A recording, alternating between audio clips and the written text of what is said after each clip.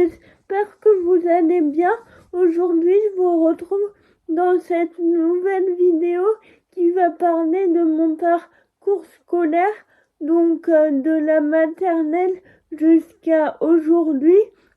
Donc j'espère que la vidéo va vous plaire et je vous laisse avec la suite. Pour commencer, il faut savoir qu'en maternelle, la première année, j'alternais entre maternelle et crèche. Donc j'allais à la maternelle le matin et à la crèche l'après-midi parce que j'avais besoin de faire plus de sieste et de me reposer parce qu'avec mon handicap, je me fatigue 2 à 3 fois plus vite qu'une personne valide. Donc voilà, ensuite en moyenne et grande section, j'ai fait les horaires classiques. J'allais souvent à des rendez-vous médicaux ou de rééducation, donc je manquais l'école de temps en temps. Et ça a été comme ça pendant toute ma maternelle. Après, j'ai plus beaucoup de souvenirs parce que j'avais entre 3 et 5 ans. Donc j'ai pas de souvenirs hyper précis. Mais de ce que je me souvienne, je faisais beaucoup de bêtises. Mais j'aimais l'école. Donc en CP, ma rentrée se passe bien. J'apprends à lire en 2 mois. Enfin, tout allait bien. J'étais épanouie, tout ça. J'avais des très bonnes notes. J'étais une très bonne élève. Toujours à faire beaucoup de bêtises et qui ne tenaient pas en place. Et à l'époque, on ne savait pas encore, mais j'avais un trouble de l'attention avec hyperactivité, donc c'était pour ça que je bougeais beaucoup. Je me souviens de me lever en classe, d'être punie, enfin c'était très compliqué pour moi de rester assise justement. Et du coup voilà, en fin CP, mes parents se sont séparés. Donc je suis allée dans une autre école primaire pour faire la continuité. Donc ça se passait bien. Il n'y avait pas de difficulté dans les apprentissages. À part au CM2 où ça s'est gâté. Mais par contre, avec les relations avec les camarades, c'était compliqué. J'ai subi beaucoup de violences physiques, mais bon, on était enfants, donc voilà.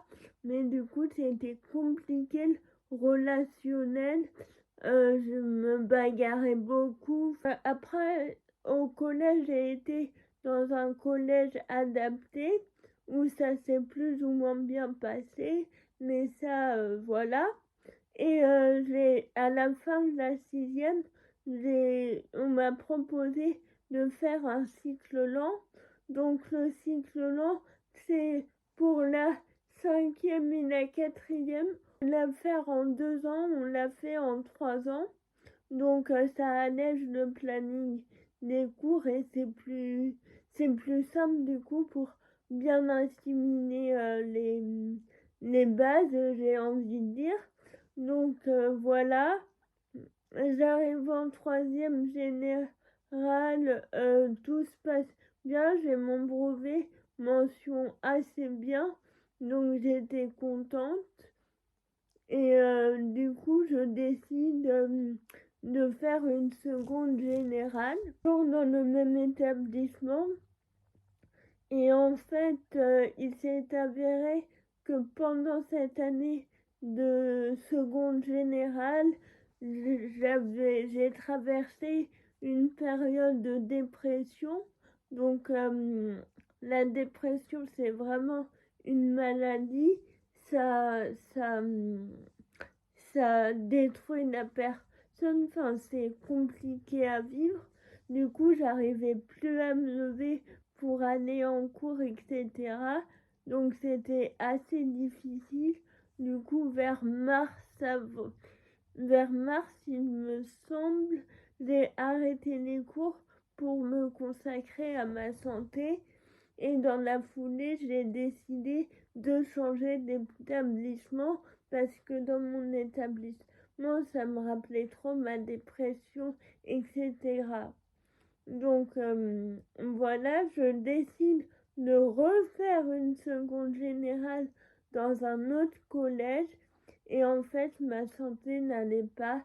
Je faisais plusieurs malaises par jour.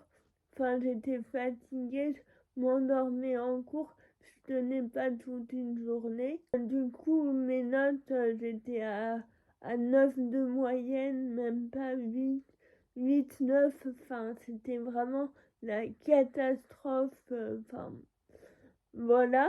Suite à cela, je décide de m'orienter vers un bac professionnel, artisanat et métier d'art, option communication visuelle et plurimédia. Alors ce bac pro là, c'est un bac pro donc dans le domaine de l'art pour faire du graphisme. Donc on avait les matières générales, français, maths, histoire, anglais, etc.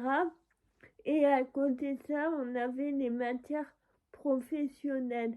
Donc dans les matières professionnelles, il y avait par exemple de l'infographie, il y avait des cours d'art plastique, il y avait des cours d'histoire de l'art, il y avait des cours qu'on appelait studiographiques où il fallait présenter des projets. Enfin, du coup, ça m'a donné tout un bagage sur l'art. Et suite à cela, comme je n'avais pas le niveau en dessin, j'ai décidé de faire une L1, enfin une licence du coup d'histoire de l'art. Donc ma L1, c'est très difficile parce qu'il y a beaucoup de monde. Enfin, de ma L1 à l'année dernière, enfin, j'ai eu beaucoup de crises d'angoisse à la fac. Enfin, c'était très dur. Là, donc, je passe la L1 à peu près à, à 9,7, donc ils m'ont laissé quand même passer. Et du coup, je vais pour aller en L2. Et ce qu'il faut savoir, c'est qu'en juin de la L1, j'ai perdu mon oncle. Donc ça a été compliqué. Donc je vais en L2. Donc le premier semestre se passe plus ou moins bien. J'apprends que j'ai pas eu mon semestre. Et en mars, ma grand-tante décède des suites d'un cancer. Donc c'est un coup de massue pour moi. Je rate mon deuxième semestre, évidemment. Et du coup, je passe au rattrapage en juin. Et du coup, voilà, je passe les rattrapages. Il se trouve que j'ai validé un semestre sur les deux qu'il me fallait. Donc, on me dit que je dois recommencer une demi-année. Donc, je recommence ma demi-année. Tout se passe bien. Je finis mon semestre. Il me manque 0,5 points, je crois. Donc voilà. Et donc le second semestre, je fais rien. Clairement, je fais rien. Et en juin, mon père décède le 6 juin. Et 2 semaines après, j'avais les rattrapages. Donc pour faire les rattrapages, ça a été compliqué de travailler, de s'y mettre tout en étant en deuil, en allant à l'enterrement, etc. Mais je vous reparlerai du deuil de mon papa en juin. Du coup, voilà. Et suite à quelques problèmes que je garderai intimes, je décide de faire une année sabbatique. Donc, pour ceux qui ne savent pas, une année sabbatique, c'est une année où tu n'as pas cours. Du coup, on se dit, ok, je vais faire une année sabbatique, et, mais il faut quand même que je m'occupe. Donc, au début, je savais pas trop quoi faire, enfin, me lancer dans une association, mais je trouvais pas d'association près de chez moi. Enfin, c'était compliqué, et du coup, j'ai décidé de faire ce que j'aimais.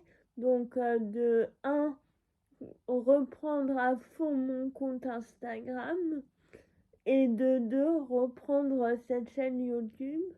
Donc, c'est ce que j'ai fait et que je continue de faire. Je m'occupe de faire des vidéos. J'ai aussi 2 cours d'anglais par semaine. Donc, voilà. Et donc, l'année prochaine, je partirai sur une L3, mais en étalement de cursus, c'est-à-dire qu'au lieu de faire ta N3 en 1 an, tu l'as fait sur 2 ans. Ça permet d'avoir plus de temps libre, plus de temps pour travailler, plus de temps pour tout en fait. Donc on partirait sur ça, et c'est une option qui me convient bien. Après la licence, je pense arrêter les études et soit travailler directement, ou faire une formation rapide et travailler. Pour ce qui est du travail, j'aimerais bien travailler dans le domaine culturel, donc en histoire de l'art. J'aimerais bien organiser des événements. Enfin, mon projet de base, c'était d'être conservatrice du patrimoine, mais je me rends compte que c'est pas fait pour moi, mais le concours est très dur, donc je préfère après arrêter et faire des formations pour ensuite travailler le plus rapidement possible, parce qu'il faut savoir que là j'ai une M2, mais j'ai 24 ans, donc le temps passe aussi, et il faut bien que je travaille un jour, et je me vois pas faire encore 4 ans d'études et à 28 ans travailler. Enfin, non, ça me... Donc voilà.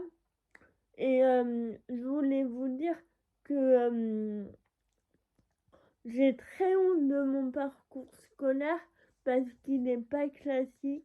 J'ai redoublé plusieurs fois et c'est dur à assumer. Mais d'un autre côté, bah, j'ai fait comme j'ai pu. Et si vous êtes dans ce cas-là à redoubler, dites-vous que c'est pas grave, que ça fait pas de vous quelqu'un de nul. Bien au contraire, redoubler, ça permet de renforcer ses connaissances. Redoubler, ça permet de renforcer ce qu'on connaît déjà. Enfin, ça ne peut être que bénéfique, le redoublement. Si on, si on en fait quelque chose de bénéfique. Parce que bien sûr, c'est pas hop, tu claques tes doigts et t'as tous les bénéfices du redoublement. Non, faut travailler. Et si je pouvais, ce que je vous ai pas dit, et c'est un point dont je vais parler maintenant, c'est que j'ai, depuis quelques années, j'ai une peur d'aller à l'école, au lycée puis à la fac. J'ai peur d'aller en cours, je fais des crises d'angoisse. Du coup, ça m'handicape aussi beaucoup, parce que tu peux pas bien travailler en faisant une crise d'angoisse en pleine amphi. Enfin, c'est difficile. Donc vraiment, si vous avez des crises d'angoisse, je vous invite à en parler, à trouver une oreille attentive, pourquoi pas voir un psychologue. Enfin, je transgresse un peu, mais je pense que pour avoir des bons résultats et pour être bien dans ses études, à l'aise à l'école, à l'aise au travail, enfin dans tous les domaines, si la santé ne suit pas, bah c'est plus compliqué parce que moi j'ai une dépression, donc il y a des jours où c'est très dur de me lever, où ça va pas en fait. Et, et du coup, faut pallier ce problème-là. Et c'est pas toujours simple, mais avec un bon soutien émotionnel, les bonnes personnes et les bons aménagements, c'est, ça va passer. Et dites-vous que c'est pas parce que vous êtes dans une mauvaise passe, que vous redoublez ou je ne sais quoi, que ça définit le reste de votre vie. Non, pas du tout. Moi, j'ai redoublé 3 fois et je suis encore là et voilà. Donc, c'est un peu tout ce que je voulais vous dire. Donc, j'espère que cette vidéo vous aura plu. N'hésitez pas à liker, commenter et vous abonner. Et je vous dis à jeudi prochain. Bye bye.